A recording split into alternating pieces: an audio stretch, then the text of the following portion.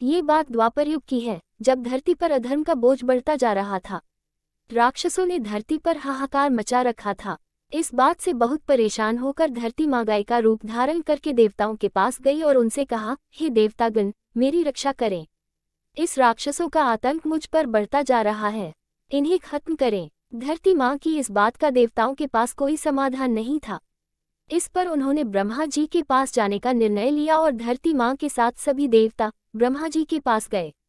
वहां पहुंचकर उन्होंने ब्रह्मा जी से विनती की, प्रभु, मेरे ऊपर से दैत्यों का ये भार कम करें, मैं बहुत परेशान हो गई हूँ। ब्रह्मा जी ने उनकी तरह देखा और कहा, इसका उपचार सिर्फ भगवान विष्णु कर सकते हैं। देवी, आप उन्हीं के पास जाए। ब्रह्मा जी का कहा मानकर उनके साथ धरती माँ और सभी देवतागण भगवान विष्णु के निवास क्षीर सागर पहुंचे। उस समय वह शेषनाग पर लेटे हुए आराम कर रहे थे। वहां पहुंचकर सभी ने उन्हें प्रणाम किया और पूरी कहानी सुनाई। पूरी कहानी सुनकर भगवान विष्णु ने कहा, हे देवी, परेशान न हो, मैं मनुष्य के रूप में पृथ्वीलोक पर अवतार लूंगा और पाप को खत्म करूंगा। उनकी यह बात सुनकर धरती माँ खुशी खुशी वहां से चली गई। इधर मथुरा में राजा उग्रसेन राज किया करते थे। वे दयालु राजा थे, लेकिन उनका बेटा कंस बहुत अत्याचारी और लालची था। उसे राजगद्दी का बहुत मोह था। एक दिन उनसे अपने बल से राजा उग्रसेन को सिंहासन से उतार कर जेल में डाल दिया और खुद राजा बन गया। लेकिन कंस अपनी बहन देवकी से बहुत प्यार करता था।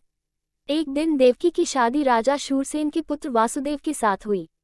शादी के बाद जब कंस देवकी को विदा करने लगा, तभी आकाशवाणी हुई कि देवकी की 8वीं संतान उसका वध करेगी।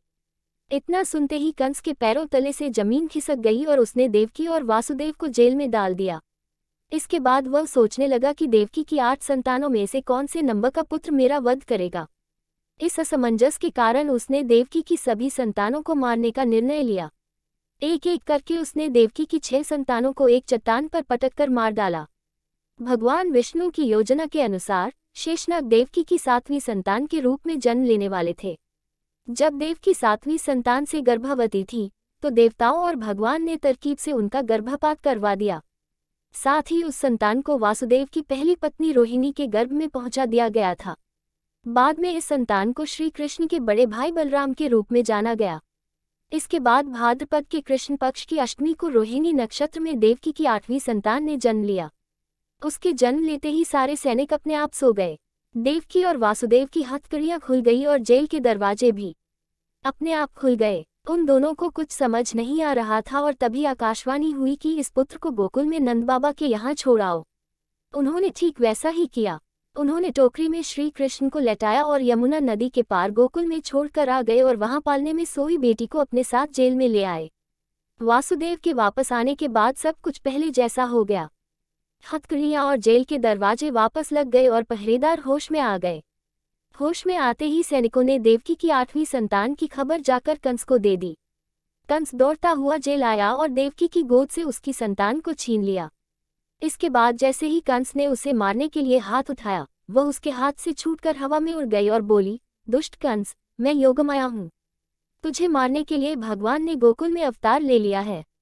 अब तेरा अंत निश्चित है। इसके बाद श्री कृष्ण को मारने के लिए कंस ने कई राक्षसों को गोकुल भेजा, लेकिन कोई उनका बाल भी बांका नहीं कर पाया। अंत में उन्होंने कंस का संहार किया और मथुरा को उसके आतंक से आज़ादी दिलाई।